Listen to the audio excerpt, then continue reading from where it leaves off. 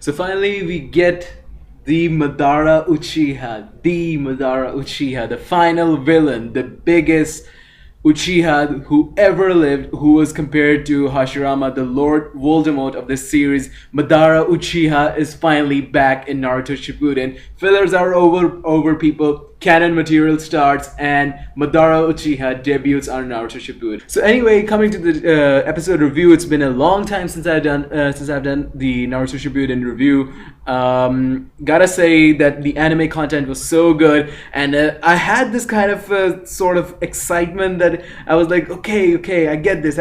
Now come on, I want the Madara part. I want the Madara part to be more. And then the Musama actually summons Kuchiyose no Jutsu, and this coffin explodes and Madara Uchiha steps out, and I'm like, okay, what is it? What is his voice? What's his voice like? And when I heard it, I was kind of let down because I expected Madara's voice to be a bit more deep. But then again, that goes since he seems to have the same voice as that of Obito or Toby.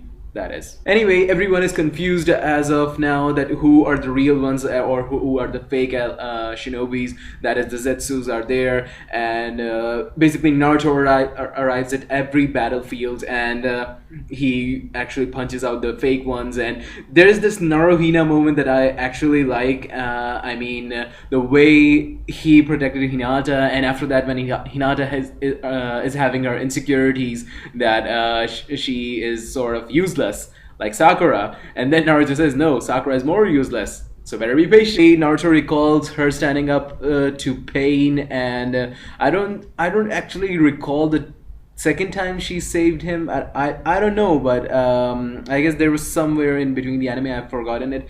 But yeah, the Pain save was kind of a really epic one. So it was good that they showed this cut scene where he thinks of Hinata jumping in front of Pain to avoid stabbing Naruto. So it's good. Meanwhile, everywhere people are starting to relax as everyone in HQ reports that every battlefield is conquering their own battles, and the only one left is the masked Madara with the Jinchuriki.